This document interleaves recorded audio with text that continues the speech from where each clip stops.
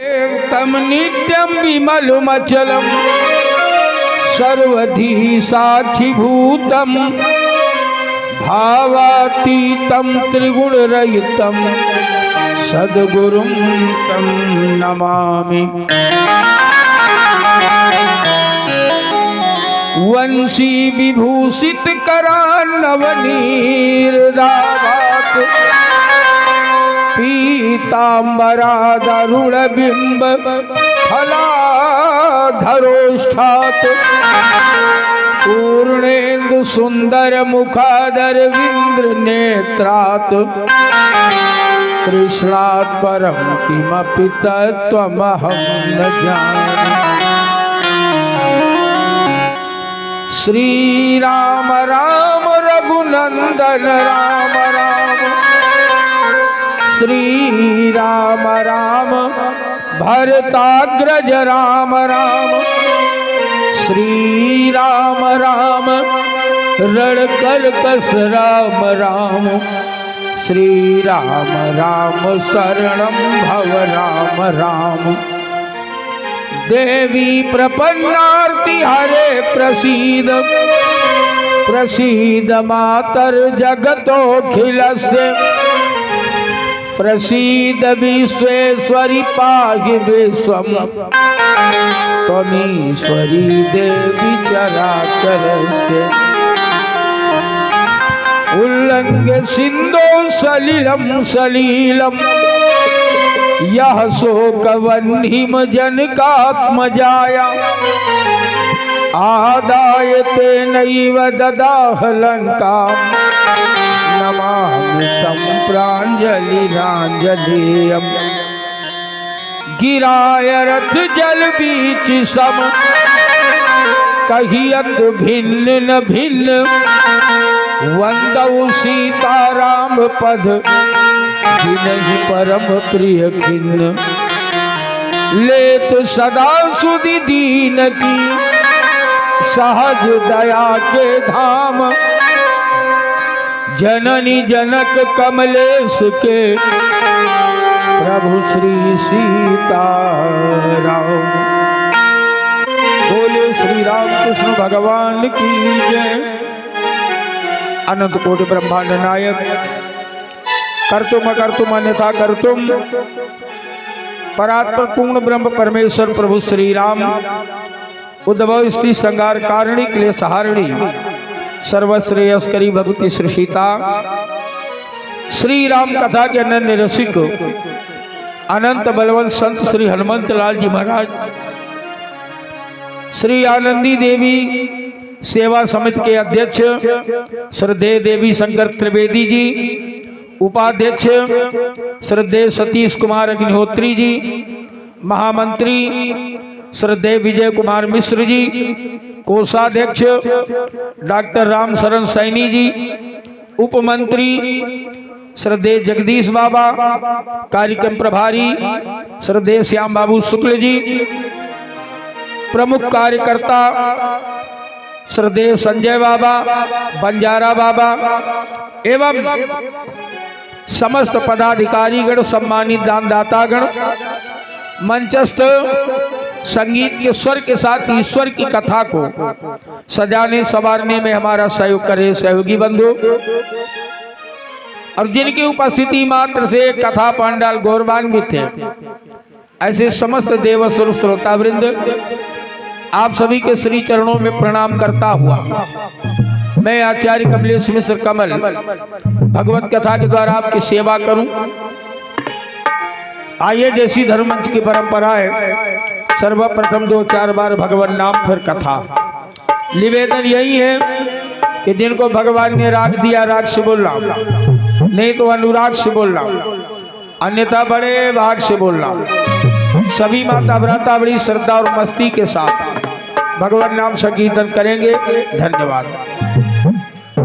आनंद छवि घन श्यामा,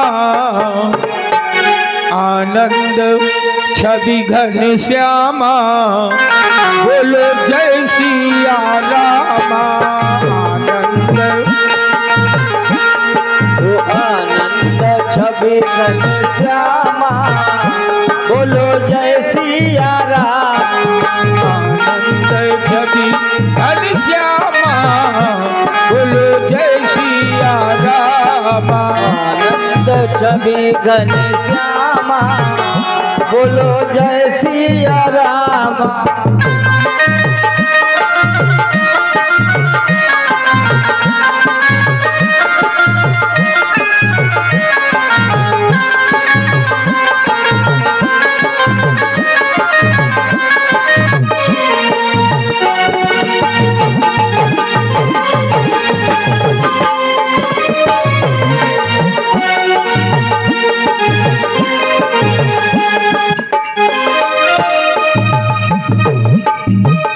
मंगल भवन अमंगल हारी। मंगल भवन अमंगल हारी। मंगल भवन अमंगल हारी। मंगल भवन अमंगल हारी। द्रबहुस दशरथ अजीर बिहारी। द्रबहुस दशरथ अजीर बिहारी। द्रबहुस दशरथ अजीर बिहारी। द्रबहुस दशरथ अजीर बिहारी। हे आनंद आनंद आनंद छवि घनश्यामा बोलो जय सिया राम। आनंद छवि घनश्यामा बोलो जय सिया राम।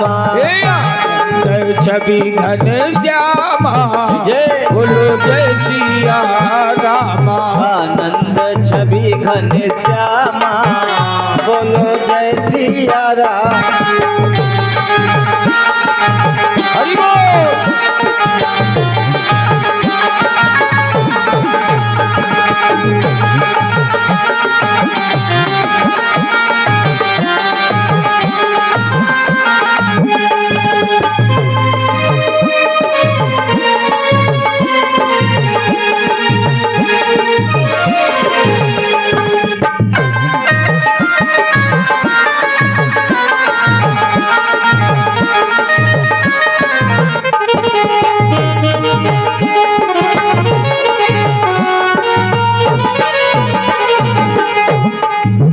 दुर्गति नाशिनी दुर्गा जय जय। दुर्गति नाशिनी दुर्गा जय जय। दुर्गति नाशिनी दुर्गा जय जय। दुर्गति नाशिनी दुर्गा जय जय। काल विनाशिनी काली जय जय। काल विनाशिनी काली जय जय। काल विनाशिनी काली जय जय। काल विनाशिनी काली जय जय। हे आनंद छवि घनश्यामा बोलो जय सिया राम। आनंद छवि घनश्यामा हरि बोल। बोलो जय सिया राम। आनंद छवि घनश्यामा बोलो जय सिया राम। आनंद छवि घनश्यामा बोलो जय सिया राम। हो जय सिया राम हो जय सिया राम। जय सिया राम जय सिया राम। जय सिया राम हो जय सिया राम। जय सिया राम हो जय सिया राम। हे आनंद छवि घनश्यामा बोलो जय सिया राम। आनंद छवि घनश्यामा बोलो जय सिया राम। आनंद छवि घनश्यामा बोलो जय सिया राम। आनंद छवि घनश्यामा बोलो जय सिया राम। बोले सच्चिदानंद भगवान की जय। आइए कथा की ओर।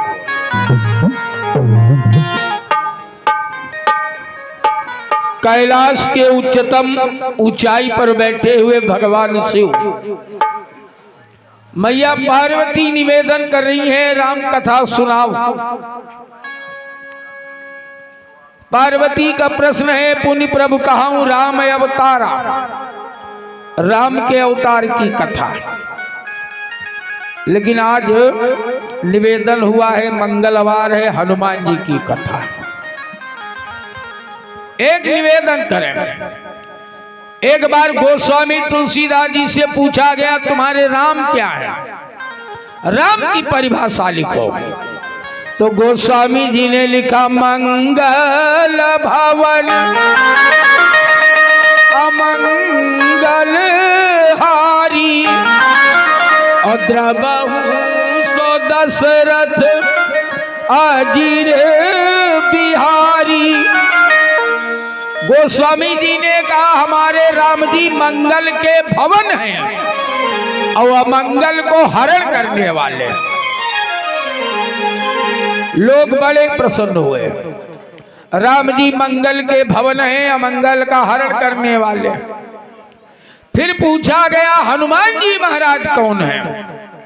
तो गोस्वामी जी लिख रहे हैं विनय पत्रिका में, मंगल मूर्ति मारुति नंदन,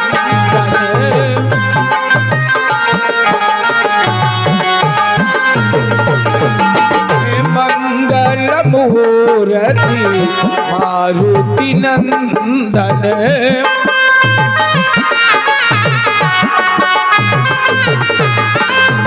मंगल मूर्ति मारुति नंदन,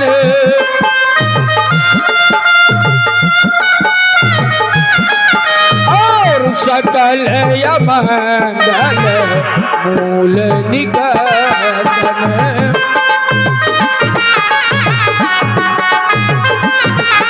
ओ सकल अमंगल मूल निकंदन।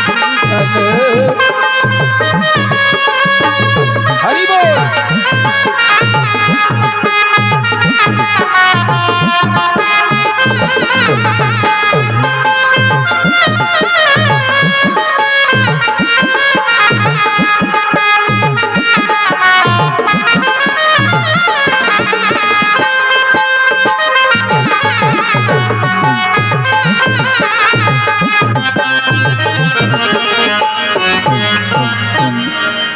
गोस्वामी जी से कहा गया, हनुमान जी कौन हैं? बोले, हनुमान जी मंगल मूर्ति ये मारुति नंदन, और सकल अमंगल मूल निकंदन। राम जी अगर मंगल के घर हैं और अमंगल का हरण करने वाले हैं, तो हनुमान जी कौन है? बोले, मंगल मूर्ति। हनुमान जी मंगल की मूर्ति हैं। राम जी अमंगल का हरण करते हैं, लेकिन हनुमान जी अमंगल को जड़ से उखाड़ते हैं। सकल अमंगल बोले मूल निकंदन। अच्छा, अब राम जी मंगल के घर हैं, हनुमान जी मंगल की मूर्ति है। अब ईमानदारी से बताओ, घर में मूर्ति होती है कि मूर्ति में घर होता है? घर में मूर्ति होती है। तो घर कौन है? राम जी। मूर्ति कौन है? बोले हनुमान जी। तो नियम से राम जी के अंदर हनुमान जी को होना चाहिए, लेकिन यहाँ मामला उल्टा है। मंगल मूर्ति के अंदर मंगल भवन घुसे हुए हैं। गोस्वामी जी ने कहा, प्रणवहु पवन कुमार, खल बन पावक ज्ञान घन, जासु हृदय आगार, बसहि राम सर चाप धर। मंगल मूर्ति हनुमान जी के अंदर मंगल भवन श्री राम विराजमान है। ये हनुमान जी की विशेषता है। निवेदन करें, हनुमान जी का राम जी की मुलाकात जब किष्किंधा कांड में हुई, हनुमान जी ब्राह्मण वेश बना करके सुग्रीव के भेजे हुए आए। राम जी ने सोचा पंडित जी कोई हैं, तो राम जी ने दौड़कर प्रणाम करना शुरू किया। तो हनुमान जी राम जी को प्रणाम कर रहे। अरे राम जी ने कहा, ब्राह्मण देवता, हम क्षत्रिय हैं, आप हमें प्रणाम क्यों कर रहे हो? अरे आप तो ब्राह्मण हो, मैं आपको प्रणाम करूंगा। हनुमान जी पीछे भाग रहे, नहीं हमें प्रणाम नहीं करना। अच्छा, हनुमान जी ने पूछ लिया आप दोनों जंगल में यहाँ क्यों घूम रहे हो, तलहटी में पहाड़ की। एक निवेदन करे, हनुमान जी ने 4 प्रश्न किए। बोले को तुम श्यामल गौर शरीरा, पहला प्रश्न। दूसरा क्षत्रिय रूप फिरहूं बन भीरा। तीसरा कठिन भूमि कोमल पदगामी। चौथा कवन हेतु बन विचरऊ स्वामी। तो राम जी ने कहा ब्राह्मण देवता आपने 4 प्रश्न मुझसे कर दिए हैं, और हनुमान जी की और राम जी की मुलाकात भी चौथे कांड में, प्रश्न भी 4, मुलाकात का कांड भी 4। तो राम जी ने कहा ब्राह्मण देवता हमको बालकांड से अपना परिचय देना पड़ेगा। हनुमान जी का पहला प्रश्न है को तुम श्यामल गौर शरीरा, सांवले और गोरे शरीर वाले तुम कौन हो। तो राम जी ने बालकांड का परिचय बताया। बोले कौशलेश दशरथ के जाए, हम तो अयोध्या के चक्रवर्ती सम्राट महाराज दशरथ के पुत्र हैं। ये बालकांड वाला परिचय। दूसरा प्रश्न है क्षत्रिय रूप फिरऊ बनवीरा, क्षत्रिय रूप में जंगल में घूमने का आपका आशय क्या है। तो राम जी ने अयोध्या कांड का परिचय दिया। बोले हम पितु बचन मानी बन आए, हम तो पिताजी की बात को मानकर जंगल में आए हैं। और राम जी वन में कब आए, अयोध्या कांड में। तीसरा प्रश्न है कठिन भूमि कोमल पदगामी, पहाड़ों की भूमि कठोर है, आपके चरण कोमल हैं, आप क्यों घूम रहे हो कठोर भूमि में। तो राम जी ने अरण्य कांड वाला परिचय दिया। बोले यहाँ हरि निशिचर देगी, ए ब्राह्मण देवता यहाँ हमारी वैदेही सीता को राक्षसों ने हरण कर लिया। और सीता का हरण किस कांड में हुआ, अरण्य कांड में। ये अरण्य कांड वाला परिचय।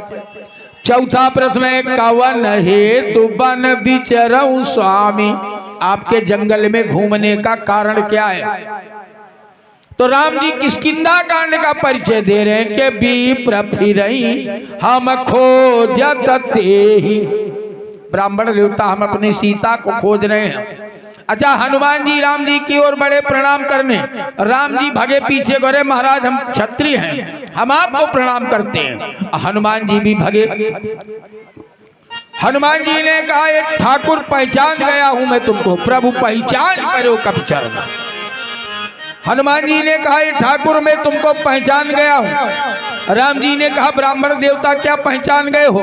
हनुमान जी ने कहा सच्चाई ये है कि न तुम असली ठाकुर हो न असली पंडित हैं, तुम ठाकुर बने हुए हो, हम भी पंडित बने हुए हैं।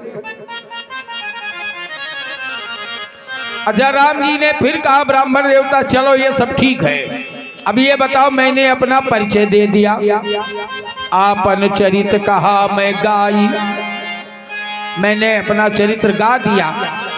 तो हनुमान जी ने कहा ये ठाकुर चरित्र तो आप ही का गाया जाता है, अरे भगवान का चरित्र न गाया जाता है, इंसान का चरित्र नहीं गाया जाता। राम जी ने कहा विप्र कहा निज कथा बुझाई, ब्राह्मण देवता अब अपनी कथा बताओ। तो हनुमान जी ने कहा महाराज हम जीव हैं, जीव की कथा नहीं होती है, कथा तो परमात्मा की होती है, जीव की तो व्यथा होती है। तो राम जी ने कहा व्यथा ही बताओ। तो हनुमान जी बता रहे हैं नाथ शैल पर। राम जी ने कहा मैं पूछ रहा हूं आप अपनी व्यथा बताओ, अब आप हमको पहाड़ पर कुछ बता रहे हो। हनुमान जी ने कहा महाराज व्यथा ही बता रहा हूं।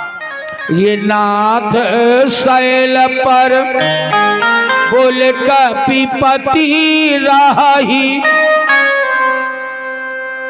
राम जी ने कहा चलो मान लिया पहाड़ पे कोई कपिपति हैं, तो बोले सो सुग्रीव दास तव आई। महाराज वो जो हमारे बानरों के राजा है उनका नाम है सुग्रीव और वो आपके दास हैं। राम जी ने कहा ब्राह्मण देवता बात तो बढ़िया कर रहे हो, लेकिन अभी मैंने देखा नहीं पहाड़ पर कौन है, सुग्रीव तुम्हारा कौन है और वो मेरा दास कैसे हो गया बिना मिले। अभी तो हमारी उसकी मुलाकात भी नहीं हुई।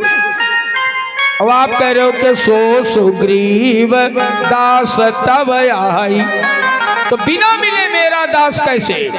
हनुमान जी ने कहा ये राघव ये परंपरा आप ही ने चलाया। राम जी ने कहा मैंने कब ये परंपरा चलाई है। हनुमान जी ने कहा महाराज ईमानदारी से बताओ, आपने जनकपुर में धनुष तोड़ा था, राम जी ने कहा तोड़ा था। हनुमान जी ने कहा एक बाबा फरसा लेके आए थे, बोले हाँ लेके आए थे। बोले अब ईमानदारी से ये बताओ कि उन बाबा से उसके पहले अब कभी आपकी मुलाकात हुई। राम जी ने कहा नहीं हुई। तो कहा लेकिन आपने बाबा से एक बात कही थी। राम जी ने कहा मैंने क्या कहा था। हनुमान जी ने कहा याद करो राघव, आपने कहा था कि नाथ शंभु धनु भंजनी धारा,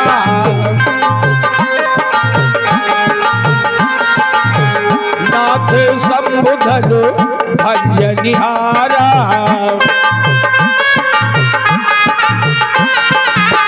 नाथ शंभु धनु भंजनिहारा,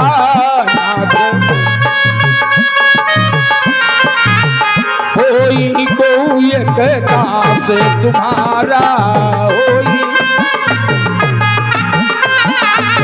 होई को एक दास तुम्हारा।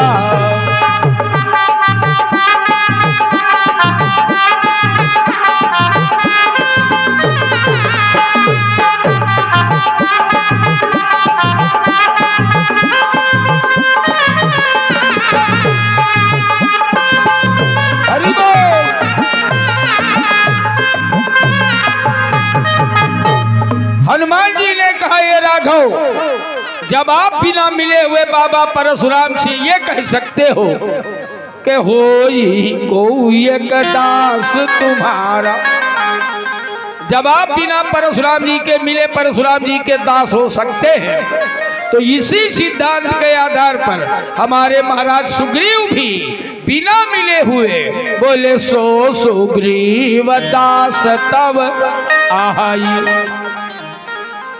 अच्छा राम जी ने कहा ये पंडित जी, जब आप मुझे पहचान गए हैं कि मैं क्षत्रिय नहीं हूं, तो आप ये भी जानते हैं मैं परमात्मा हूं, मेरा अवतार हुआ है। अवतार का मतलब है ऊपर से नीचे उतरना। देखो हमारे हिंदुस्तान की भूमि में बड़ी विशेषता है। निवेदन करें, दुनिया की धरती में एक गुण होता है जो ऊपर की वस्तु को नीचे खींचता है। इस गुण को कहा जाता है गुरुत्वाकर्षण। लेकिन हमारे भारत की धरती में, और विशेषकर उत्तर प्रदेश की धरती में एक विशेष गुण है जो ऊपर के भगवान को भी नीचे खींचता है। हम लोग कहते हैं इसको प्रभुत्वाकर्षण। हम भगवान पैदा कर ले। एक बार एक अमेरिका वाले ने कहा महाराज तुम्हारे हिंदुस्तान ने कुछ नहीं किया। हमने कहा क्या क्या क्या नहीं किया। बोले हम लोगों ने देखो बड़ी बड़ी मिसाइलें बना दिया है, बड़े बड़े यंत्र बना दिए हैं, बड़ी बड़ी खोजें कर दिया है। हमने कहा ये विदेशियों, हमारे हिंदुस्तान में जो परंपरा है उसको तुम जिंदगी भर नहीं कर सकते। बोले क्यों? हमने कहा तुमने केवल वायुयान जलयान बनाना सीखा है, तुमने केवल विस्फोटक सामान बनाना सीखा है। हम भारत वालों की तुलना कर सकते हैं, आप कदापि नहीं। हम भारत वालों ने पत्थर से भगवान बनाना सीखा है। समझे, ये हिंदुस्तान में ही कला है। हम पत्थर से भगवान पैदा कर लेते हैं। राम जी ने कहा मेरा अवतार हुआ है। अवतार का मतलब है ऊपर से नीचे उतरना। संसार का नियम है परमात्मा का ऊपर है, जीव नीचे है। और यहाँ तुम्हारा स्वामी सुग्रीव जो जीव है ये ऊपर है, अब परमात्मा नीचे है। ये क्रम तो बिगड़ जाएगा, अवतार नहीं होगा। हनुमान जी ने कहा महाराज अवतार की चिंता आप हमारे ऊपर छोड़ दो, जीव नीचे ही होगा, आप ऊपर ही होंगे। तो राम जी ने कहा ये तुम्हारा सुग्रीव हमारे पास क्यों नहीं आ सकता?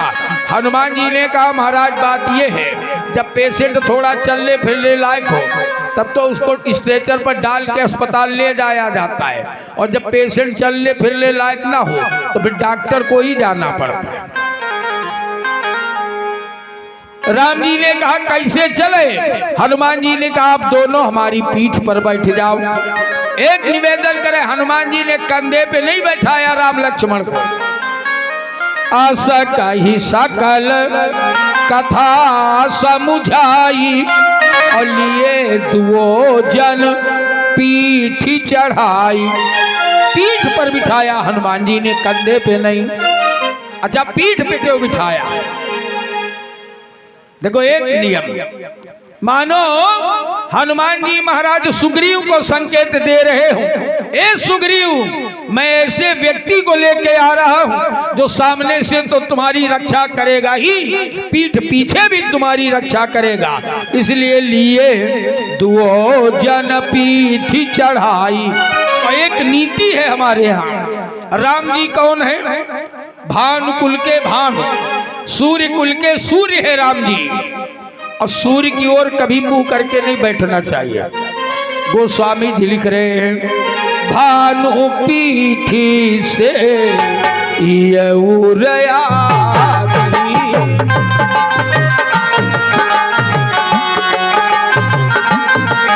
ओ भानु पीठी से ये उरयागी।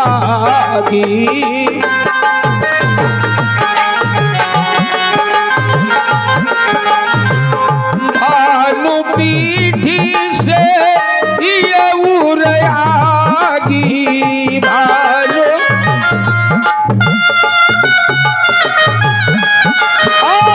स्वामी सर्व भाव छल त्यागी।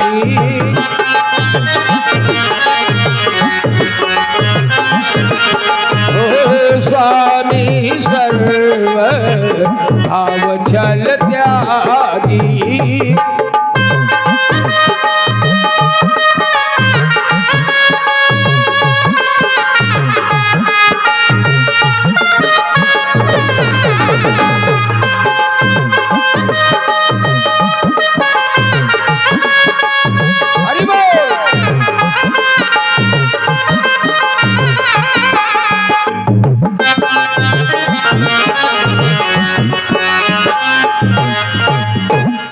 नियम है भानु पीठ से ये उरयागी।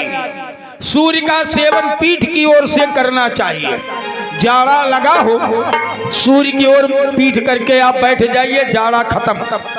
और आग का सेवन सामने की ओर से करो, आग पिछवाड़े से ना तापो की कुर्ता में पकड़ ले, ये नियम है।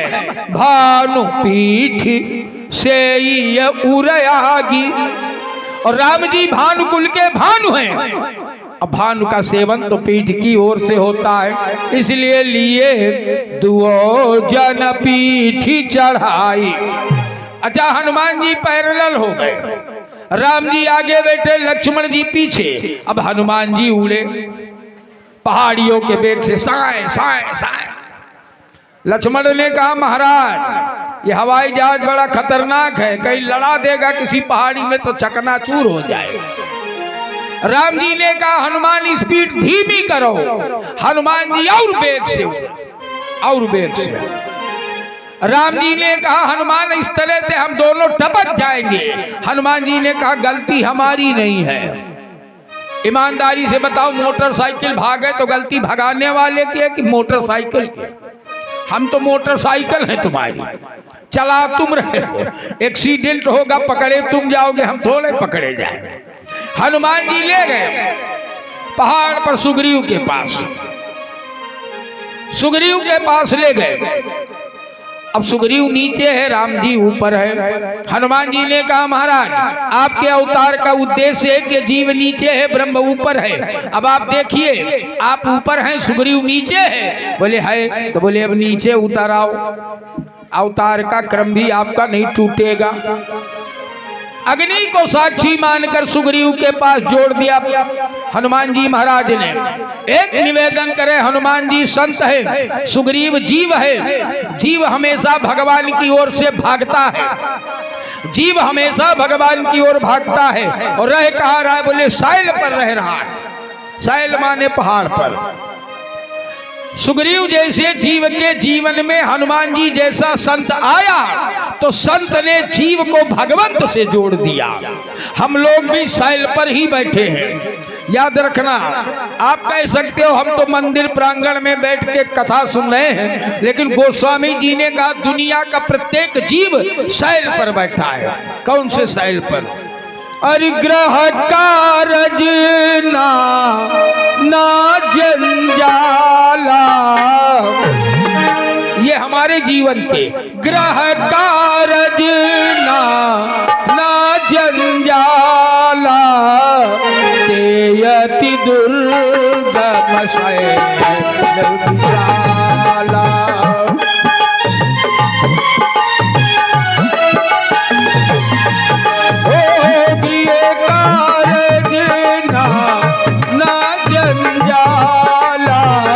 तेयति दुर्गम शैल विशाला।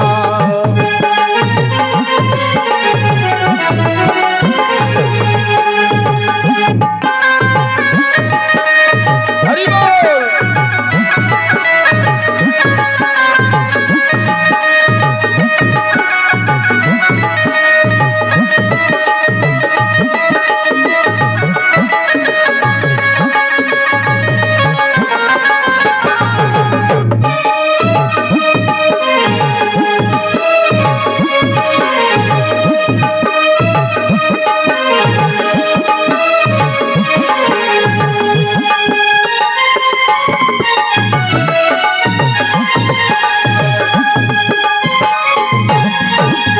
गृह कारज नाना जंजाला, हमारे जीवन के जो गृह कार्य है, नाना प्रकार का जंजाल जो हमने फैला लिया है, यही हमारे जीवन में पहाड़ है।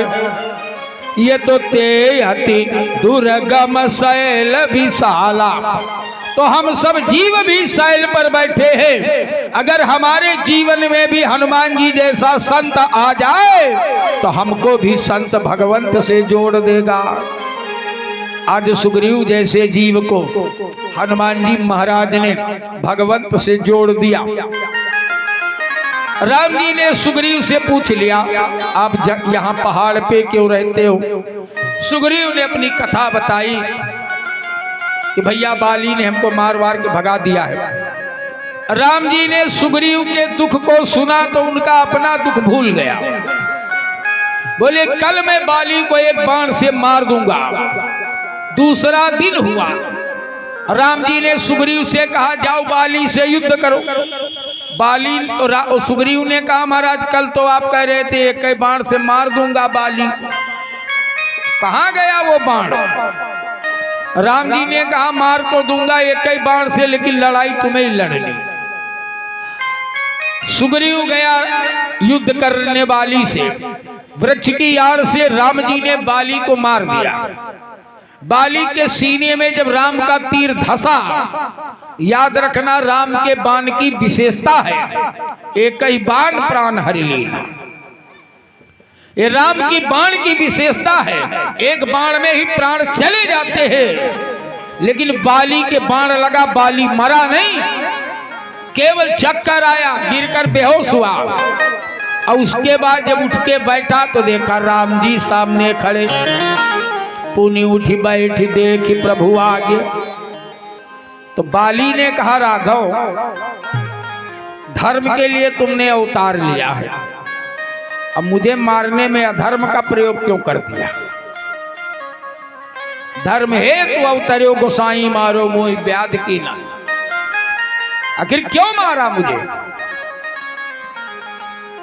बाली ने कहा राघव आप तो समदर्शी हैं, आपको तो शत्रु मित्र सब बराबर दिखते हैं, फिर आपने सुग्रीव को मित्र मान लिया, मुझे शत्रु कैसे माना? बोले मैं बैरी और सुग्रीव प्यारा। बाली ने प्रश्न कर दिया अवगुण कवन नाथ मोहि मारा। आपने मुझे क्यों मारा, क्या अवगुण है मेरा? तो राम जी ने एक अवगुण बताया। राम जी ने बताया अनुज बधू भगिनी सुत नारी।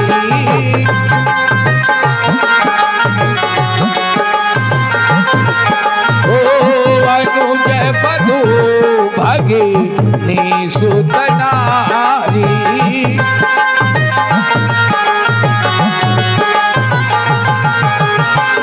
अनुज बधू भगिनी सुत नारी।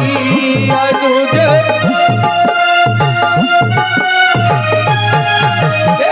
सुनु सठ कन्या समय जारी।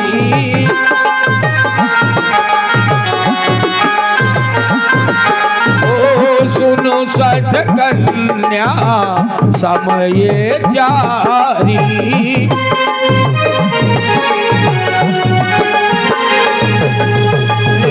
नहीं कुदृष्टि बिलोटाई जोई। नहीं होई नहीं कुदृष्टि बिलोटाई जोई। ताही बधे कछु पाप न होई।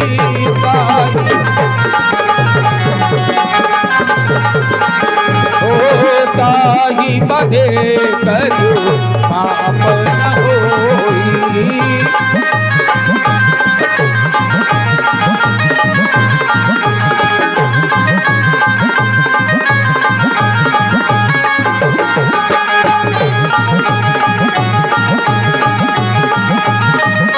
हरि बोल।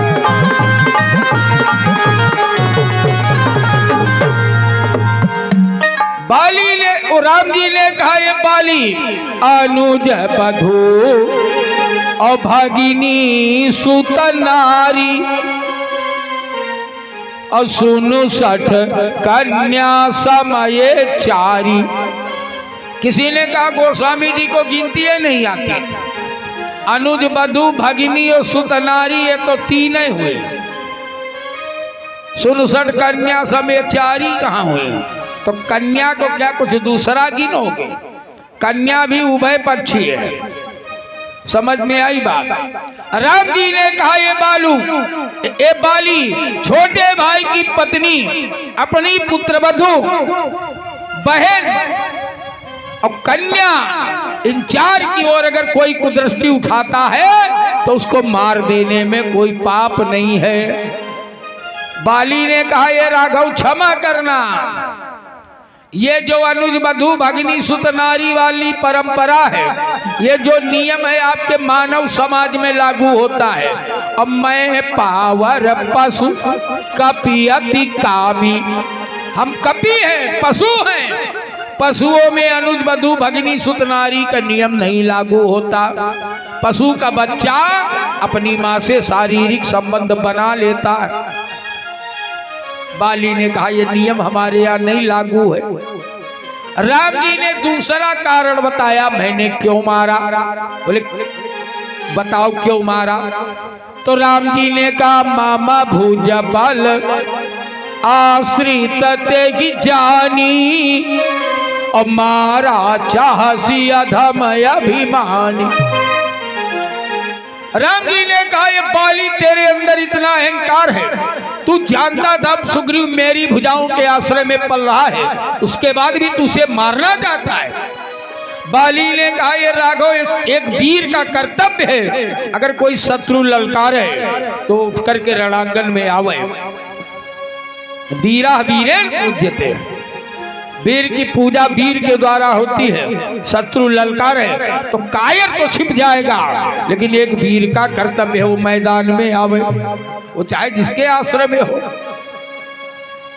राम जी ने तीसरा कारण बताया मैंने तुझे क्यों मारा। बाली ने कहा क्यों मारा? तो राम जी ने कहा अरे मूढ़ तो ही अति सह अभिमाना,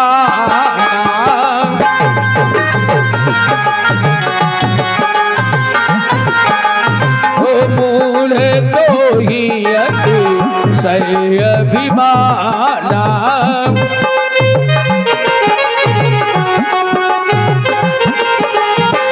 मूढ़ तो ही अति अभिमाना, मूढ़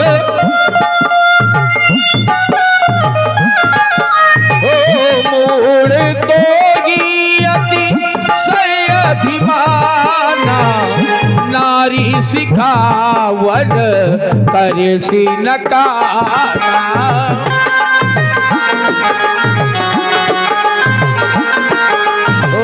नारी सिखावन करे सी नकारा।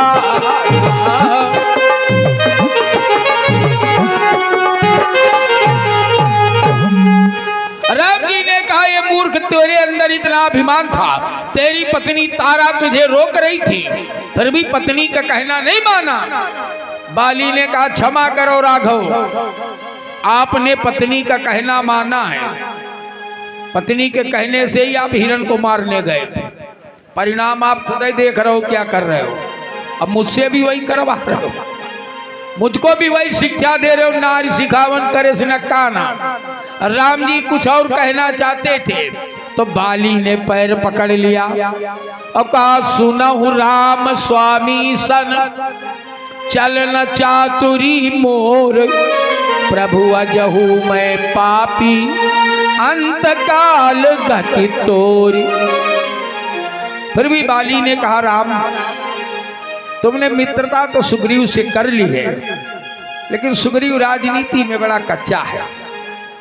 अरे मुझसे मित्रता करते, एक मिसकाल मारता रावण सीता को लेकर यहां आता, जानता है रावण मेरे विषय में, 6 महीने कांख में दबा के मैंने रखा उस रावण को, और ये सुग्रीव जो मेरे भय से भागा भागा फिर रहा है, ये तुम्हारी कौन मदद करेगा? तो राम जी ने कहा शरीर रखना चाहते हो, अचल करऊ तन राखऊ प्राणा, बाली कहा सुन कृपा निधान। राम जी ने कहा शरीर अचल कर देता हूं, प्राण सुरक्षित कर देता हूं, जिंदा हो जाओ। बाली ने कहा यह भी बेवकूफी का काम है, अरे इस शरीर की सार्थकता तब है राम जब आपकी प्राप्ति हो जाए, और जब परमात्मा स्वयं मेरे सन्मुख है तो अब इस शरीर को रखकर क्या करूंगा? जिस शरीर से मैंने परमात्मा को प्राप्त कर लिया, जिन नेत्रों से परमात्मा का दर्शन कर लिया, अब उससे संसार को प्राप्त करके या संसार का दर्शन करके क्या करूंगा? जाकर नाम सुनत, जाकर नाम मरत मुख आवा, अधमहु मुकुत होई श्रुति गावा, बोले सोमम लोचन गोचर आगे। वही भगवान मेरे सामने खड़ा है, अब शरीर रख करके क्या करूंगा? बाली ने मरते मरते राम से कहा ये राम अगर कुछ करने चाहते हो तो एक काम कर दो।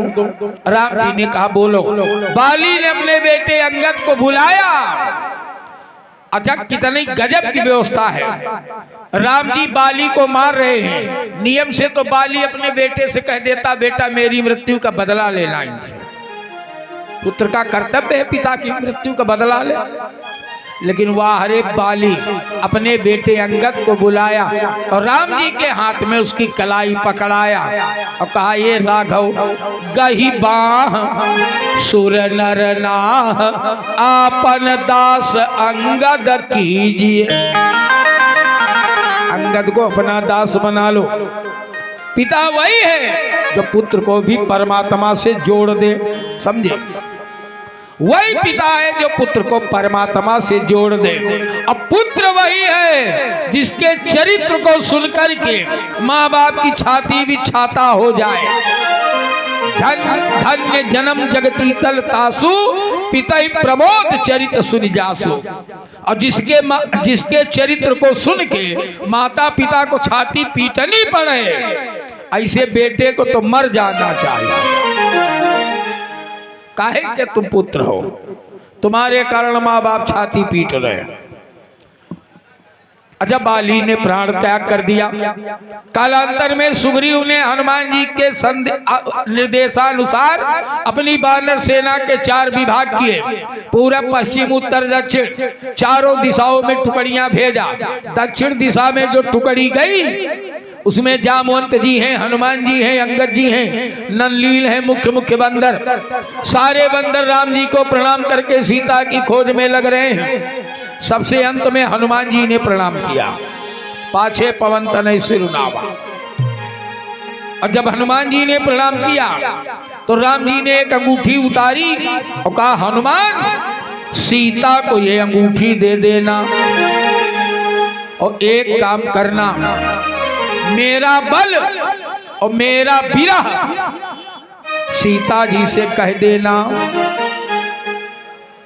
कही बल विरह बेगी तुम आयो।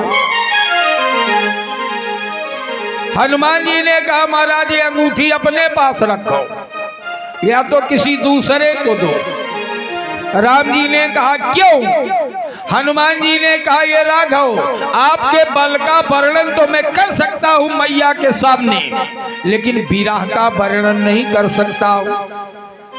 अच्छा ये बताओ, कोई लड़का हो डैडी के पास रह के स्कूल में पढ़ रहा हो किसी शहर में, और वो कालांतर में घर आवे तो डैडी अगर कहें जाओ बेटा मम्मी से बताना कि डैडी तुम्हारी याद करके खूब रोते थे, तो वो बेटा अपनी माँ से कहेगा कि मम्मी तुमका याद करके डैडी रोवत रहे। हनुमान जी ने कहा, बल का तो वर्णन कर सकता हूँ, ये विरह वाला वर्णन हमसे नहीं होगा, ये अंगूठी किसी दूसरे को पकड़ाओ। राम जी ने कहा, हनुमान तुमसे बढ़िया विरह का वर्णन कोई कर ही नहीं सकता। हनुमान ने कहा, ये कौन सी गारंटी दे रहे हो? राम जी ने कहा, याद करो मैया सती की मृत्यु, सती के मरने के बाद तुम उनके शरीर को कंधे पे लेके त्रिलोकी में घूम रहे थे। शरीर से, उस मृत शरीर से दुर्गंध आने लगी थी, मृत शरीर से दुर्गंध आने लगी, चराचर जगत परेशान। तो सारे देवताओं ने विष्णु से कहा, नारायण ये भगवान शिव मैया सती के मृतक शरीर को लेके घूम रहे हैं, दुर्गंध आ रही है। तब भगवान ने अपने सुदर्शन चक्र से सती के शरीर के 51 टुकड़े कर दिए, जहां आज भी देवी जी के 51 शक्तिपीठ है। समझे, शक्तिपीठ और भी हैं, ये ना समझ लेना केवल 51 है। अच्छा, इस समय विंध्याचल जा रहे हो, विंध्याचल में सती के शरीर का कोई अंग नहीं गिरा। ये तो वही योग माया है जो नंद यशोदा गर्भ संभवा, नंद गोप ग्रहे जाता।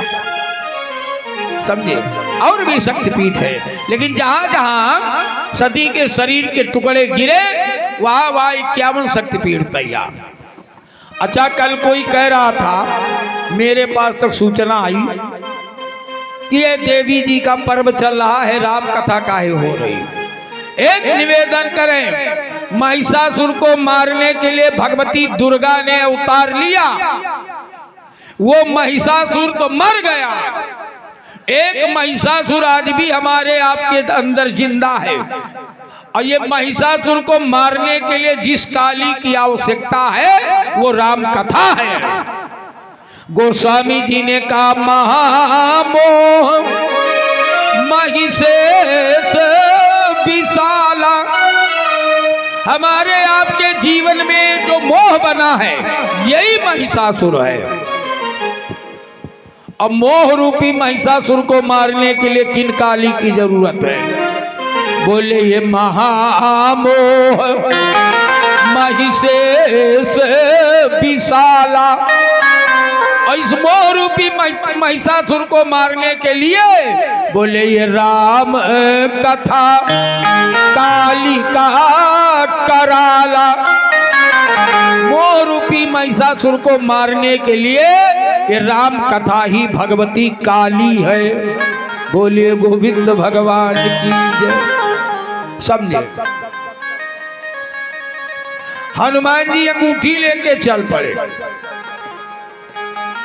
चारों लोग सब पानी के बिना परेशान होने लगे। हनुमान जी की ओर सबने देखा, हनुमान जी पानी की व्यवस्था करो, नहीं सारे बंदर तो मर जाएंगे प्यास के मारे। हनुमान जी एक पहाड़ पे घुस गए, पहाड़ पे चढ़े, देखा एक जगह गुफा है और वहां से बगुला और चकवा हंस ये पक्षी उड़ रहे हैं। और जहां पर बगुला चकवा हंस पक्षी उड़े समझ लेना आसपास कहीं जल है। तो जलीय प्राणी है, सब जल के पास ही रहते। हनुमान जी गुफा के अंदर सबको ले गए। वहां जाकर के देखा सुंदर तालाब है, बगीचा है, एक परम सुंदरी स्त्री बैठ करके साधना कर रही है। हनुमान जी ने प्रणाम किया, कहा माता जी हमारे बंदर सब प्यास से व्याकुल हैं, आपका आदेश हो हम लोग जल पी ले। उस तपस्विनी ने कहा हनुमान जल पियो फल खाओ। हनुमान जी ने जल पिया फल खाया सबने। उस तपस्विनी ने पूछ लिया हनुमान जी कहाँ जा रहे हो? कहा माता जी हम लोग सीता की खोज में जा रहे हैं। उस तपस्विनी ने कहा हनुमान तुम्हारे जैसा विद्वान व्यक्ति, ज्ञानी नामक गण्य व्यक्ति सीता को खोज रहा है और आंखें खोल कर खोज रहा है। हनुमान जी ने कहा माता जी अगर किसी चीज को खोजना तो आंख तो खोलनी पड़ेगी ना, आंख बंद करेंगे तो फिर टटोलना पड़ेगा, खोजना कहाँ है? उस स्त्री ने कहा हनुमान जी महाराज संसार को खोजना है तो आंख खोलना पड़ेगा, और अगर सीता को खोजना है तो मुंदहु आँखी पिवर तज जाओ।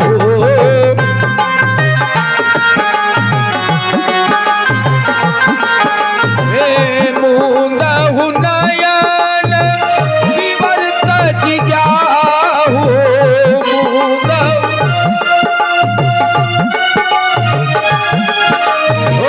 मुंदहु नयन पिवर तज जाओ। पैहु सीतर जनि पछताओ।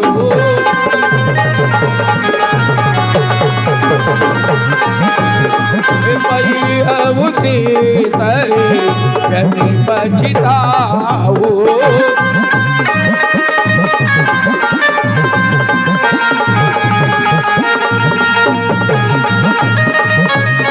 हरि बोल।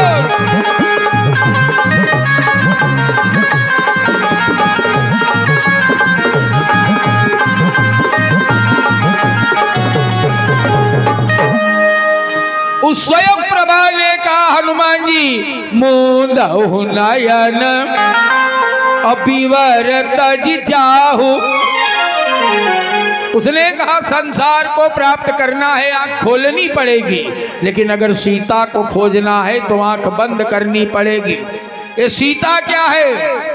हमारे यहाँ संतों ने कहा शांति सीता सहिता आत्मा रामो विराजते। हमारे जीवन की शांति यही सीता है, हमारी आत्मा यही राम है। हमारे आपके अंदर भी सीता की खोज जारी है, लेकिन समस्या ये है हम लोग सीता को तो खोज रहे हैं। दुनिया में कौन सा व्यक्ति, कौन सा देश ऐसा है जो शांति नहीं चाहता? सब चाहते हैं, लेकिन समस्या है शांति को नेत्र खोल करके खोज रहे हैं। जबकि शांति खोजना है तो मुंदहु नयन, जब नेत्र बंद करके अपने अंदर देखोगे शांति यहां से मिलना शुरू होगी। और आंख खोलोगे दुनिया का जंजाल दिखाई पड़ेगा, शांति मिलने वाली नहीं है।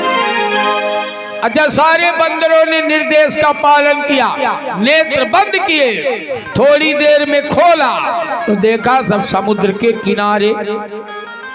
एक बंदर ने कहा यार अगर 10 मिनट और बंद करते तो हो सकता समुद्र वही पार कर जाता। तो एक ने कहा चलो फिर करके देखें। फिर सबने नेत्र बंद किया और थोड़ी देर में खोला तो जहां के तहां खड़े। इसलिए कि वहां स्वयं प्रभा का बल काम कर रहा था और यहां इनका बल काम कर रहा है। अब समुद्र सामने बड़ी समस्या, इसको कैसे पार करें। सारे बंदर दुखी। अंगद जी कहने लगे हम तो पहले ही मार दिए जाते, सुग्रीव मार डालता हमको, लेकिन ये भगवान की कृपा है कि हम जिंदा हैं। और वैसे भी सुग्रीव ने कहा कि 1 महीने के अंदर अगर सीता की खबर लेके नहीं लौटे तो सब मेरे द्वारा मारे जाओ। अंगद ने कहा अब तो दोनों तरफ से मरना है। यहाँ न सुध सीता के पाई और वहां गए मारे कपिराई, हम तो दोनों तरफ से मरे। तो जामवंत जी देखो श्रेष्ठ हैं, ज्येष्ठ हैं, तो जब बच्चे घबरा जाए तो घर के बड़े बूढ़ों का कर्तव्य है कि उनको सांत्वना दे, हिम्मत बनाओ। जामवंत कहने लगे भाई सबसे बढ़िया जीवन तो जटायु का था जो राम काज में मर गया। हम लोग तो सुग्रीव के द्वारा मारे जाएंगे, हमारा तो दुर्भाग्य है। अरे राम जी के हाथों मारे जाए फिर भी सौभाग्य। जैसे ही जटायु की कथा सुना रहे थे, एक पहाड़ की गुफा से एक गीध निकला। अब गीध लगा बोलने। अब जब गीध बोलने लगा तो सब डर गए, यार असमय में अगर गीध बोले तो कोई न कोई अपशगुन होता है।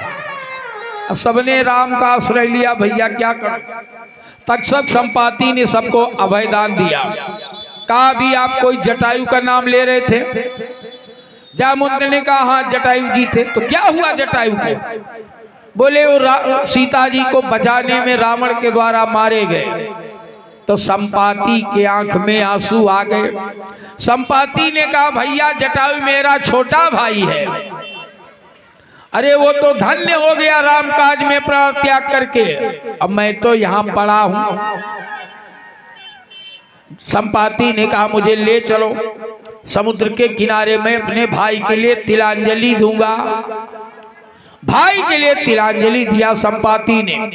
और संपाति ने कहा भाई देखो राम काज में मैं भी तुम्हारी मदद कर सकता हूं, लेकिन मैं बूढ़ा हूं, चल फिर नहीं सकता हूं, केवल देख के बता सकता हूं। बोले देख के बताओ। बोले यहां से मैं देख रहा हूं लंका की अशोक वाटिका में अशोक वृक्ष के नीचे भगवती सीता बैठी हैं। हम गीध हैं, हमारी दृष्टि अपार है, तुम नहीं देख सकते। जामवंत ने कहा ये बताओ सीता मिलेंगी कैसे?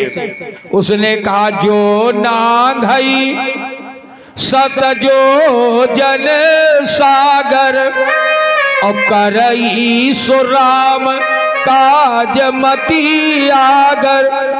तुम में से जो भी ये 100 योजन का समुद्र लांग जाएगा, 1 योजन में 12 किलोमीटर होते, समुद्र की चौड़ाई 1200 किलोमीटर।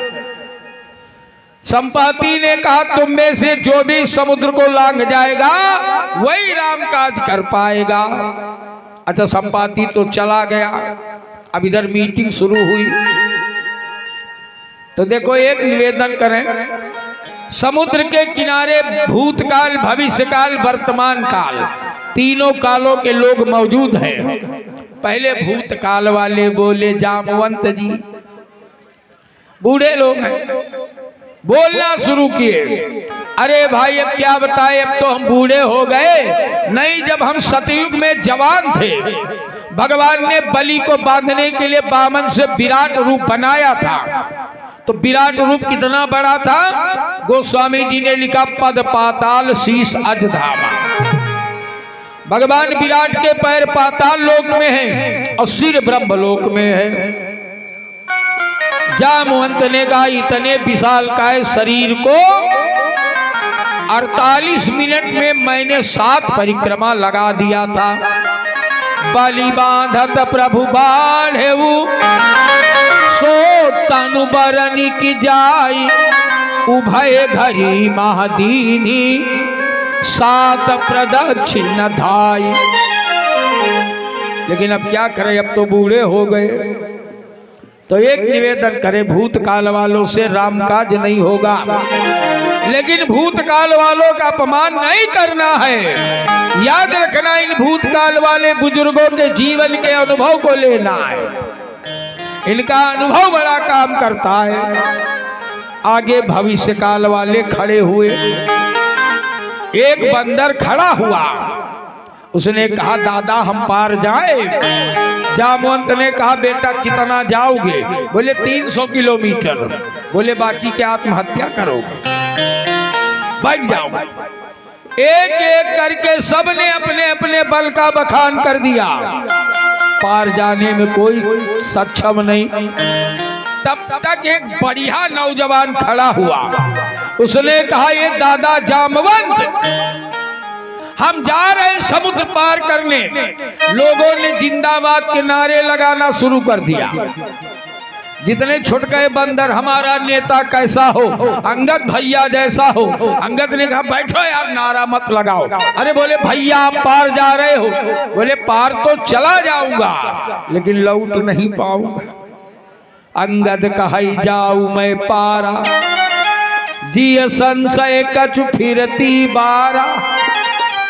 वापस लौट नहीं पाऊंगा, इसमें संदेह है। अच्छा, छोटे बच्चों के हिम्मत को कभी धिक्कारना नहीं है, इनका मनोबल तोड़ना नहीं है, इनका मनोबल बढ़ाना चाहिए। जामवंत ने कहा अंगद हम जानते हैं तुम पार जा सकते हो, लेकिन तुम हमारे सबके नेता हो, तुमको कैसे भेजें? बैठो, तुम नहीं जाओ, हम लोग आए अभी। एक निवेदन करें, और जो वर्तमान काल के हनुमान हैं वो सोए पड़े। 44 करोड़ हनुमान हिंदुस्तान में वर्तमान काल में है। समस्या यह है कि वो 44 करोड़ हनुमान खाली इंस्टाग्राम में रील बना रहे हैं। कोई चिंता नहीं है देश की, जाति की, धर्म की, संस्कृति की। उनको तो केवल फेसबुक की चिंता है। याद रखना, भविष्य काल वालों से भी राम काज नहीं हुआ, भूतकाल वालों से भी राम काज नहीं हुआ। जामवंत की दृष्टि पड़ी, हनुमान जी सर झुकाए बैठे हैं, कुछ नहीं बोल रहे, जबकि सबने अपने अपने बल का बखान कर दिया। तो जामवंत ने कहना शुरू किया, जामवंत का सुनो हनुमाना। नहीं बोले हनुमान जी। का चुप साधी रहा बलवाना। नहीं बोले हनुमान जी। पवन तनय बल पवन समाना। नहीं बोले हनुमान जी। बुद्धि विवेक विज्ञान निधाना। नहीं बोले हनुमान। कवन सुकाज कठिन जग माही। नहीं बोले हनुमान जी। जो नहीं होई तात तुम पाही। नहीं बोले हनुमान जी। अब काहे नहीं बोले हनुमान जी? इसलिए नहीं बोले कि हनुमान जी बिना राम के शुरू नहीं होते, और इन अर्धालियों में कहीं राम जी का नाम नहीं है, इसलिए हनुमान जी नहीं बोले। कहीं नहीं है राम का नाम। देखो, जामवंत का सुन हनुमाना, नहीं है राम का नाम। का चुप साधी रहा बलवाना, इसमें भी राम का नाम नहीं है। पवन तनय बल पवन समाना, इसमें भी राम का नाम नहीं है। बुद्धि विवेक विज्ञान निधाना, इसमें भी राम का नाम नहीं है।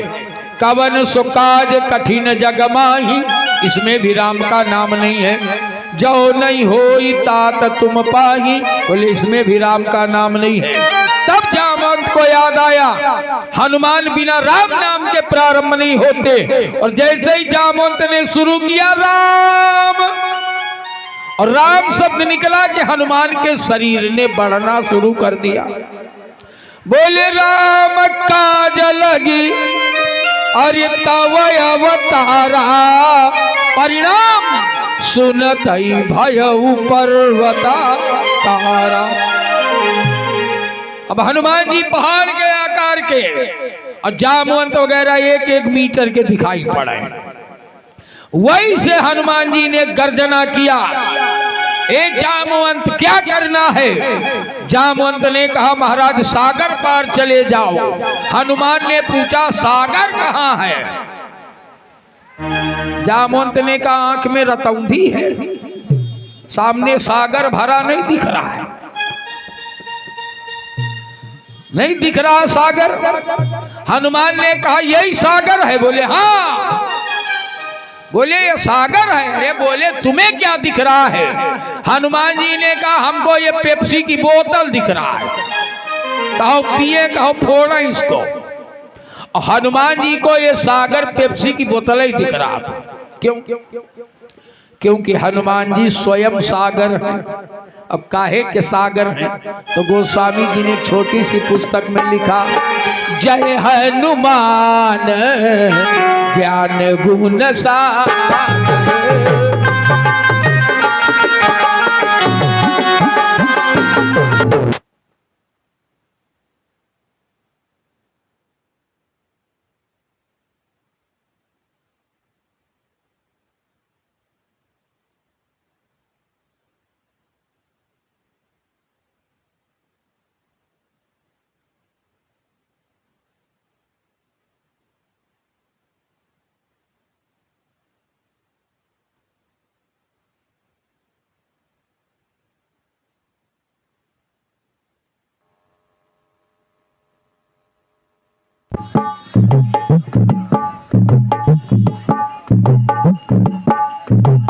जय हनुमान ज्ञान गुण सागर।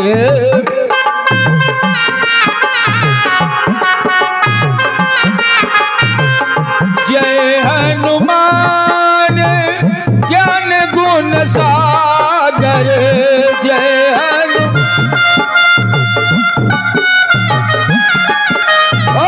जय कपीस देहो लोक उजागर।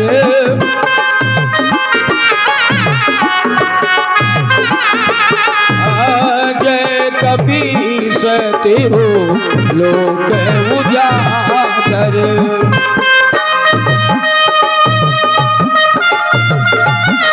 हरि बोल।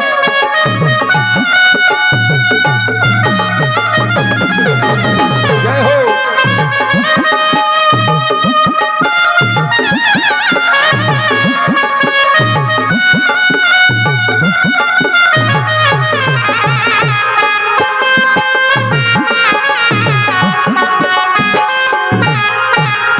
तो निवेदन करना है, हनुमान जी ज्ञान और गुण के सागर है। अच्छा, एक निवेदन करें, जो ज्ञान का सागर होगा, जो गुण का सागर होगा, उसे ये भवसागर छोटा ही दिखाई पड़ेगा। हनुमान जी ने वही से कहा, बताओ जामवंत, लंका को उखाड़े, समुद्र में डुबो दे। जामवंत ने कहा, क्या बोल रहे हो? अरे लंका को उखाड़ के समुद्र में डुबोगे, भगवती सीता भी तो उसी लंका में है। तो हनुमान जी तुरंत विनम्र बन गए। जामवंत मैं पूछूं तो ही, उचित सिखावन दीजऊं मोहि। यही हनुमान जी की विशेषता है। हनुमान जी विनम्रता के प्रतिमान हैं। तुरंत विनम्र बन के पूछने लगे, जामवंत जी बताओ मैं क्या करूं? जामवंत ने कहा, बस तुम जाके सीता की खोज करके वापस आओ, बाकी का काम राम जी स्वयं करेंगे। हनुमान जी विनम्र बन गए। अब यही से सुंदर कांड आपका प्रारंभ होता है। एक निवेदन करें, सुंदर कांड बड़ा विचित्र कांड है। सारे कांड जो लिखा गोस्वामी जी ने, उनके पहले दोहा या सोरठा लिखा है। किसी भी कांड का प्रारंभ दोहा या सोरठा से, और सुंदर कांड का प्रारंभ सीधे चौपाई से, जामवंत के वचन सुहाए। अच्छा, एक तो सोरठा या दोहा लिख देते गोस्वामी, कोई रामचरितमानस ज्यादा लंबी तो होती नहीं है, कई दोहा लिखना नहीं लिखा। जबकि सारे कांडों में दोहा या सोरठा लिखे प्रारंभ में, क्यों नहीं लिखा? देखो बड़ी विचित्रता सुंदर कांड में। मैंने कल निवेदन किया था, शंकर जी हनुमान के रूप में सेवक बने हैं और हनुमान जी भगवान शंकर का 11वां रुद्र हैं। इसीलिए सुंदर कांड 11 के अंक से संपुटित है। सुंदर कांड के प्रारंभ की पहली चौपाई की पहली अर्धाली, जामवंत के वचन सुहाए, अक्षर गिनिए 11। सुंदर कांड के अंत की चौपाई की अंतिम अर्धाली, सकल चरित कई प्रभु ही सुनावा, और समुद्र अपने घर गया, गिनिएगा 11-11 से संपुटित। दूसरी चीज इसमें सीधे चौपाई, जामवंत के वचन सुहाए, कोई सोरठा कोई दोहा नहीं। क्यों? देखो हनुमान जी महाराज की ये लंका यात्रा प्रारंभ है और यात्रा में हनुमान जी का एक संकल्प है कि राम काज कीन्हे बिनु मोहि कहाँ विश्राम। और जब हनुमान जी को विश्राम नहीं है तो हनुमान के आराधना करने वाले गोस्वामी तुलसीदास जी, तुलसी के आराध्य हनुमान जी हैं, ये भी याद रखना। गोस्वामी तुलसीदास जी ने भी विश्राम नहीं लिया और सीधे चौपाई लिख दिया, जामवंत के बचन सुहाए। अच्छा एक बात हो, इस कांड को सुंदर कांड कहा जाता है, समझे? इस कांड को सुंदर कांड कहा जाता है। ईमानदारी से बताओ इसमें कौन सा सुंदर काम हुआ? अशोक वाटिका उजाड़ी गई, हरी भरी वाटिका कटवा दी जाए, सब उजाड़ हो जाए, ये सुंदर काम है। हजारों राक्षस कछु मारे कछु मर देश कछु मिले धर दूर, इतनी हत्याएं हो गई, ये कोई सुंदर काम है? सोने की चमचमाती हुई लंका जल के काली काली हो गई, ये बताओ ये सुंदर काम है? फिर इसका सुंदर कांड नाम क्यों है? तो जानते हो, पहली बात तो ये जान लो कि इस सुंदर कांड में 9 सुंदर हैं, 9 सुंदर। पहले सिंधु तीर एक भूधर सुंदर, पहाड़ भी कई सुंदर होते हैं, लेकिन गोस्वामी जी ने लिखा सिंधु तीर एक भूधर, कैसा? बोले सुंदर। अभी बहुत आगे की व्याख्या है। एक बात और जान लो, इसको सुंदर कांड क्यों कहा गया? इस सुंदर कांड की पहली अर्धाली बता रही है सुंदर कांड नाम क्यों है। पहली अर्धाली है जामवंत के बचन सुहाए, सुनि हनुमंत हृदय अति भाए। हनुमान जी कौन है? घर के नौजवान। जामवंत कौन है? घर के बूढ़े। एक निवेदन करे, जब घर में कोई बूढ़ा व्यक्ति, माँ बाप, चाचा चाची, दादा दादी कोई बोले घर के बूढ़ों की बातें, जब घर के नौजवानों को सुंदर लगने लगे तो समझ लेना सुंदर कांड वहां है। और अगर घर के बुजुर्गों की बातें नौजवानों को बुरी लगे तो फिर वहां लंकाई कांड है, सुंदर कांड की संभावना नहीं। जामवंत बोल रहे हैं, अगर आज के नौजवान होते जामवंत को जवाब दे देते, करे धरक कुछ नहीं, खाली दुनिया के वसाए, तुम्हारे समय में तो असरहा वसरहा, आजा कुछ कह सकत। हनुमान जी ने ये नहीं कहा। गोस्वामी जी लिख रहे जामवंत के बचन कैसे? बोले सुहाए। और जब हनुमान जी ने सुना तो सुनी हनुमंत, बोले हृदय अति भाए। घर के नौजवानों को जब घर के बड़े बूढ़ों की बातें अच्छी लगने लगे तो समझ लो उस घर में सुंदर कांड है। और जब घर के नौजवानों को घर के बुजुर्गों की बातें जब ये बोले कि अरे अब तुम सठिया गए, तुम्हारा जमाना गया, अब इंटरनेट का युग है, तो समझ लेना फिर उस घर में लंकाई कांड होगा। समझ में आई बात? हनुमान जी ने सबसे विदा लिया, सबको प्रणाम किया, असकई नाई सबन को माता और चल पड़े। जैसे ही चले समुद्र ने मैनाक पहाड़ से कहा, भैया मैनाक ये पवन देव के पुत्र हैं, पवन देव ने तुम्हारे प्राण बचाए हैं देवराज इंद्र से, इसलिए तुम इनकी सहायता करो। मैनाक ने समुद्र में बढ़ना शुरू किया। हनुमान जी से कहा ये आप थोड़ी देर विश्राम कर लीजिए। हनुमान जी ने कहा जीवन का संकल्प है राम काज कीन्हे बिनु मोहि कहाँ विश्राम। हनुमान जी ने मैनाक को प्रणाम कर दिया, चले। और देखो एक निवेदन करें, देव कार्य के लिए भगवान का अवतार हुआ है। विप्रधेनु सुर संत हित लीन मनुज अवतार यही ना पढ़ते हो? अच्छा इस दोहे को भी बड़ा गजब लोग पढ़ते हैं। बोले भगवान ने विप्र के लिए अवतार लिया, नहीं पंडित जी के लिए।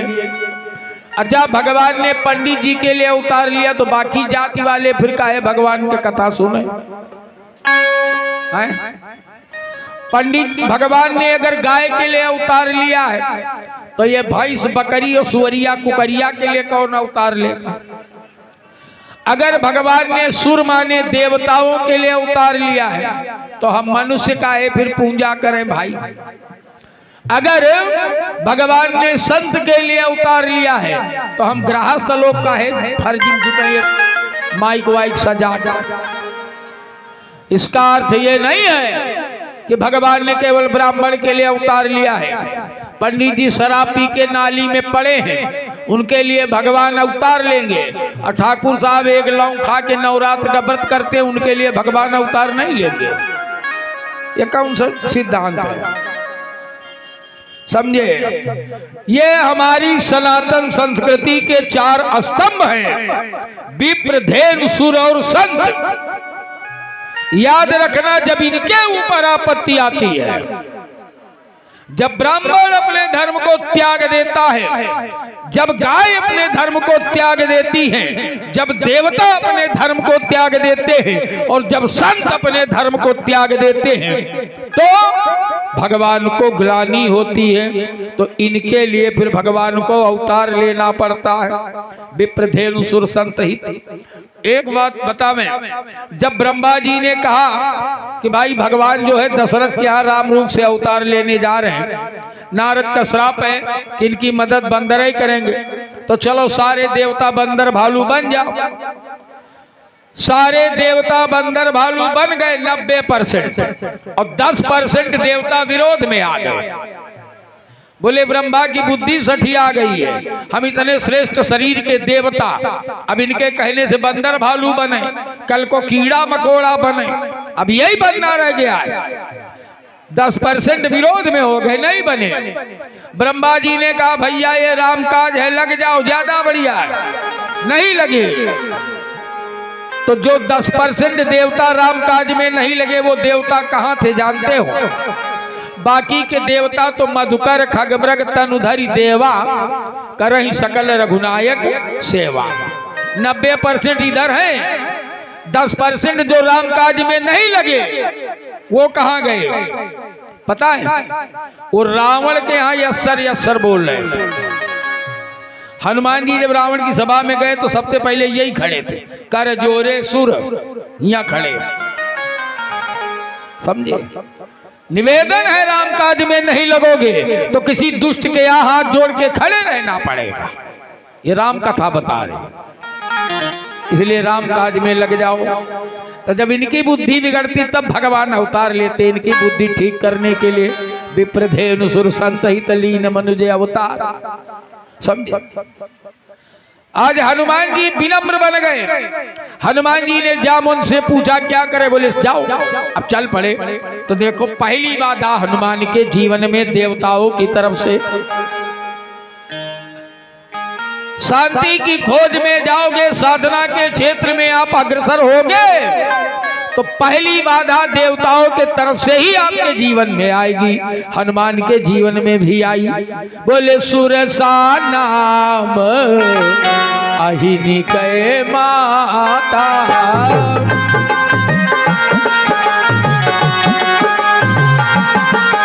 ओ सुरसा नाम अहिनी कै माता,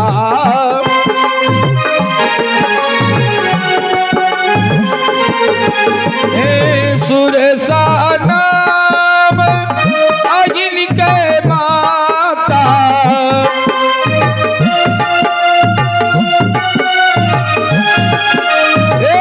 पठैल आई कही दे बाता,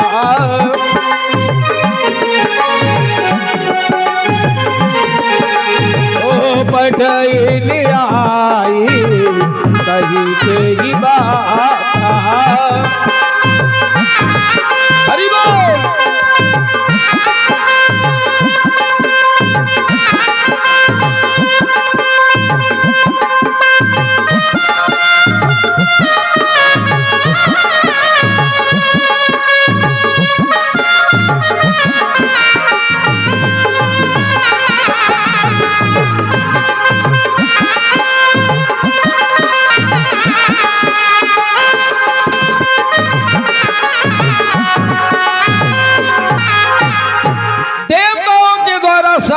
माँ सुरसा भेजी गई, हनुमान जी के सामने आके खड़ी हो गई।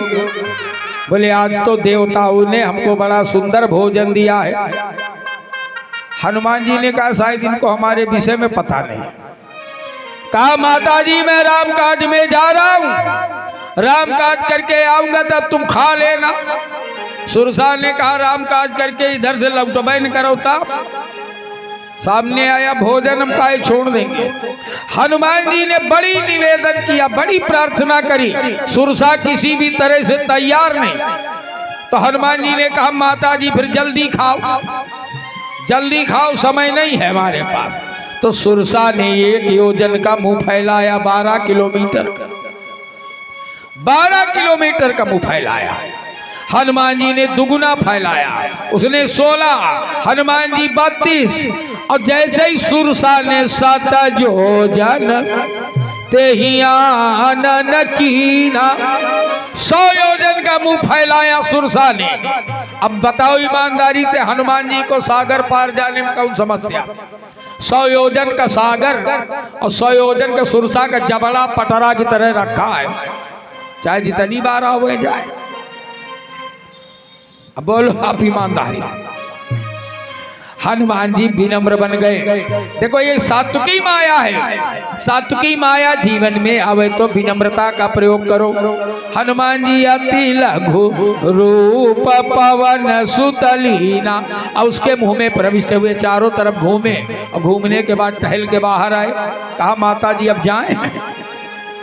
सुरसा आशीर्वाद देने लगी, राम काज सब करी हऊ, तुम बल बुद्धि निधान, आशीष दे गई सो आगे हरसी चले हनुमान।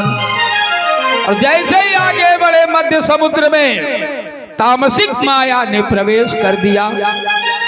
गोस्वामी जी लिख रहे हैं निशिचरिये को सिंधु महाराई,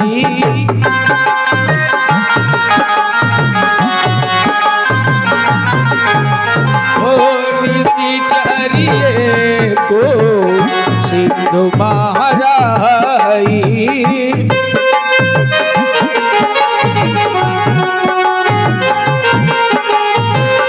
निशिचरिये को सिंधु महाराई,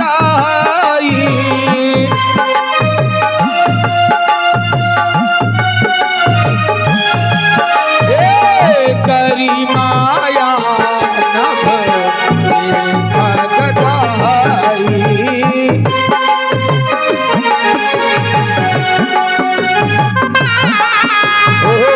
करी माया नभ के खगड़ाई।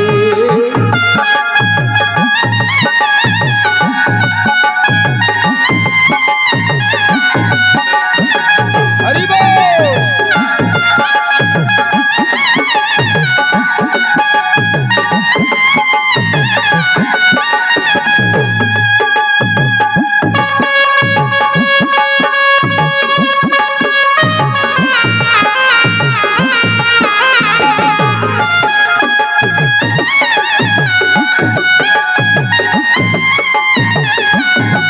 हरि बोल।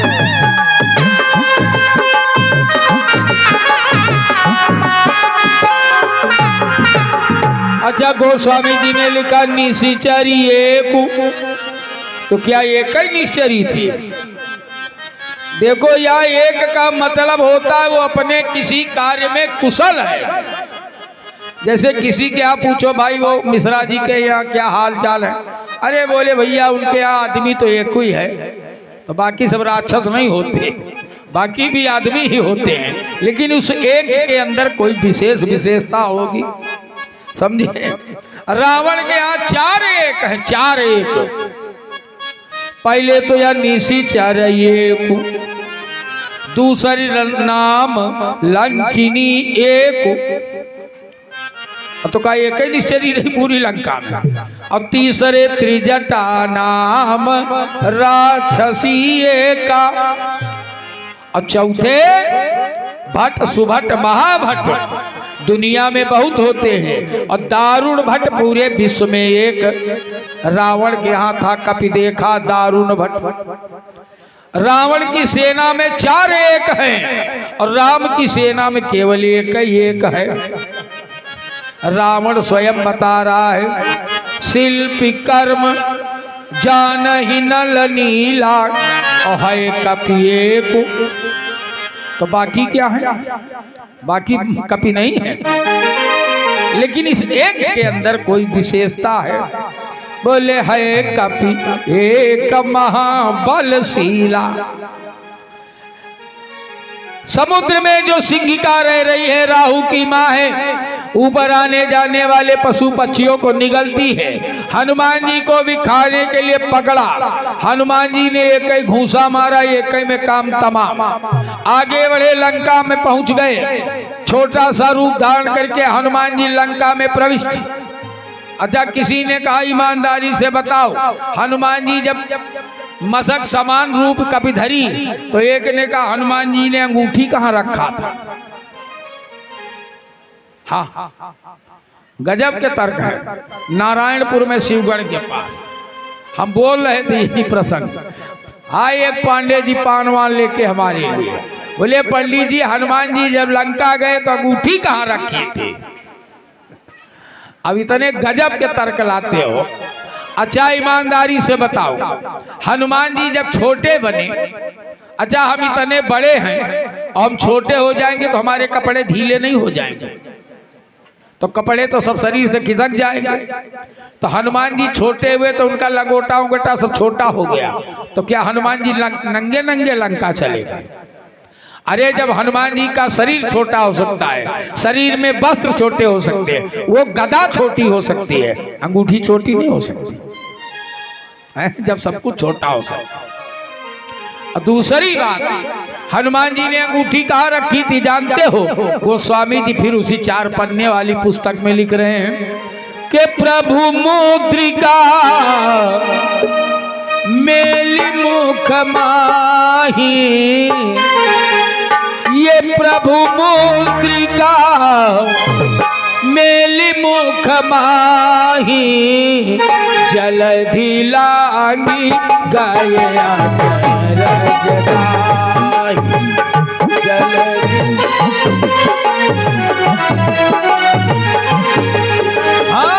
जलधि लागी गया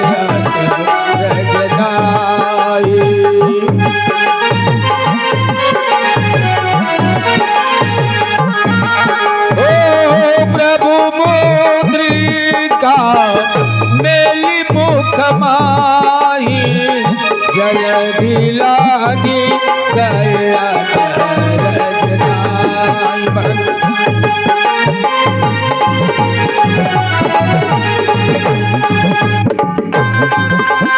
हरि बोल।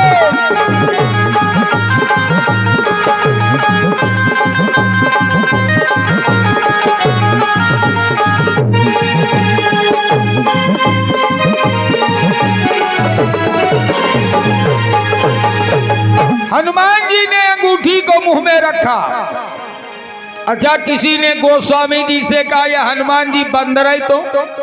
अरे अंगूठी मुंह में रखने की चीज है, किसी उंगली में पहन लेते। गोस्वामी जी ने कहा ये दुनिया के लोगों साधारण अंगूठी होती, हनुमान जी उसको उंगली में पहनते, मुंह में नहीं रखते, लेकिन इस अंगूठी को मुंह में रखा। क्यों? क्योंकि इस अंगूठी में राम नाम अंकित है और सागर पार करना है। याद रखना, अगर हमारे भी मुंह में राम नाम होगा तो हम भी भवसागर पार हो जाएंगे। इसीलिए हनुमान जी प्रभु मुद्रिका मेली मुख माही, हनुमान जी इसीलिए अंगूठी को मुंह में रख करके गए। मुलाकात हो गई लंकिनी ने, लंकिनी ने इनको पीछे से पकड़ा, कहाँ जा रहा है? हनुमान जी ने उसको एक घूसा मारा। अच्छा, किसी ने गोस्वामी जी से कहा हनुमान जी ने लंकिनी को एक ही घूसा काहे मारा? गोस्वामी जी ने कहा नियम से तो 2 घूसे मारने चाहिए, इसलिए कि लंकिनी 2 झूठ बोल रही है। लेकिन हनुमान जी ने नवरात्रि स्पेशल ऑफर में 1 का डिस्काउंट कर दिया। एक ही मार के रह गए। मुटका एक महाकपिहानी। क्यों? क्योंकि लंकिनी दो झूठ बोली हनुमान जी से। हनुमान जी से कह रही है, ए बंदर तू कहाँ जा रहा है? जाने से नहीं मरम सठ मोरा। अब दो झूठ। पहला झूठ मोर आहार। हनुमान जी को अपना भोजन बना रही है। हनुमान जी ने कहा इसको हमारे खानदान के विषय में पता ही नहीं है। हमारा खानदान ऐसा है कि सवेरे सवेरे नाम ले लो तो आहार मिलता ही नहीं है। प्रात ले जो नाम हमारा ते दिन ता ही न मिले आहारा। और ये हमें ही आहार कर रही है। दूसरा झूठ कह रही के मोर आहार जहां लगी चोरा। मैं चोरों को खाती हूं। हनुमान जी ने कहा तेरा राजा रावण सबसे बड़ा चोर है, उसको कहीं नहीं खा गई। दो झूठ बोल रही है। हनुमान जी को दो घूंसे मारने चाहिए, पर हनुमान जी ने एक ही मारा।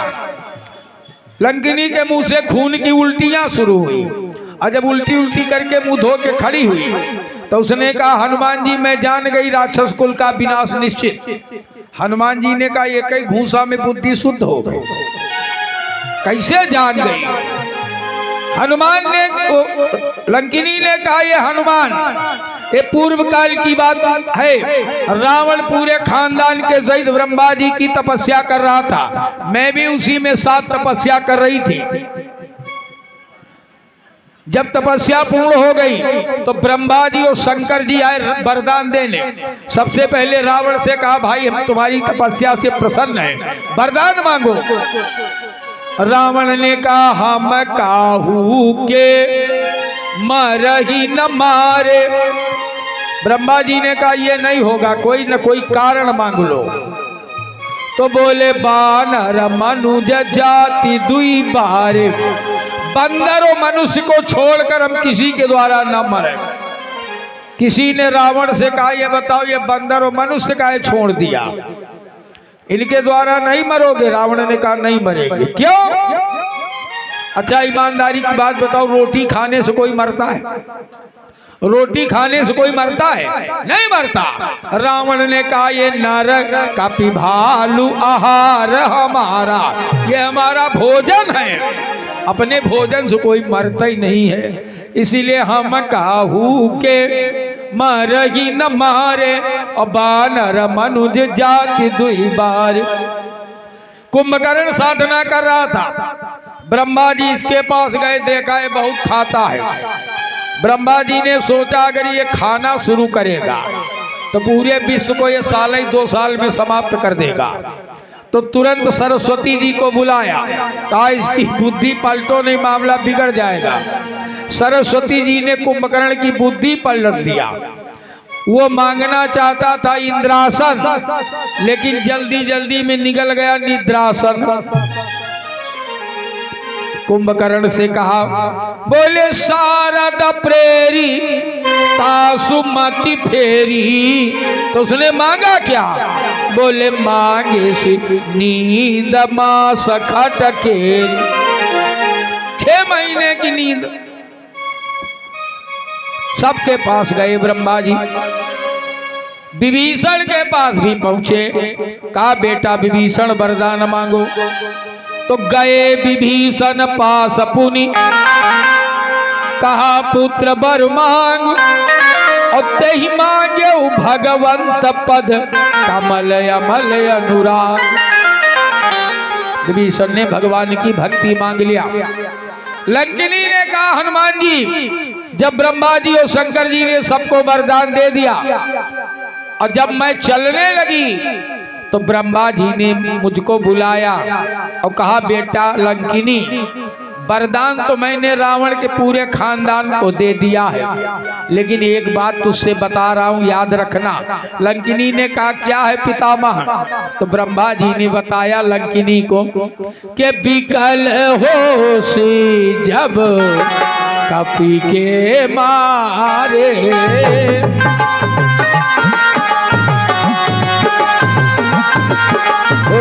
विकल होशी जब कपि के मारे।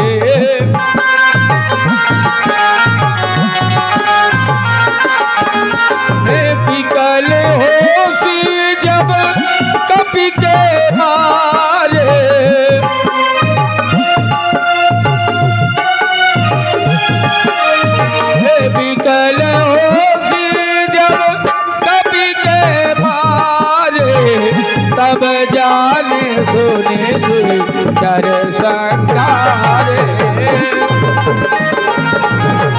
हरि बोल। ओ तब जाने सुने से डर संगारे।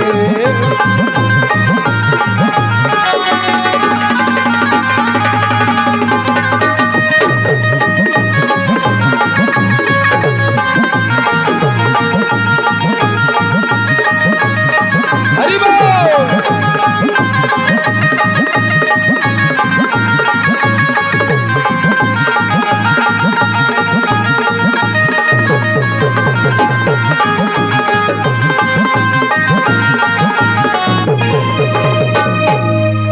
लंकिनी ने कहा, ब्रह्मा जी ने हमसे कहा था, ये बेटी जब किसी बंदर की मार से तू व्याकुल हो जाए तो समझ लेना राक्षसों का संहार निश्चित है। अच्छा, जब ब्रह्मा जी ने मुझसे कहा तो मैंने सोचा तो ये बंदर भालू तो राक्षसों का आहार है, लंका में बंदर कहाँ बचेंगे। जब घोड़ा गधा भैंसा नहीं बच रहे हैं, कहूँ महिष मानुष धेनु खरद खल निशाचर भक्षई, जब भैंसा और गधा नहीं बच रहे हैं, ये बंदर कहाँ बचेंगे। लेकिन आज तुम्हारी मार से व्याकुल हुई, अब मैंने जान लिया लंका का संहार निश्चित है।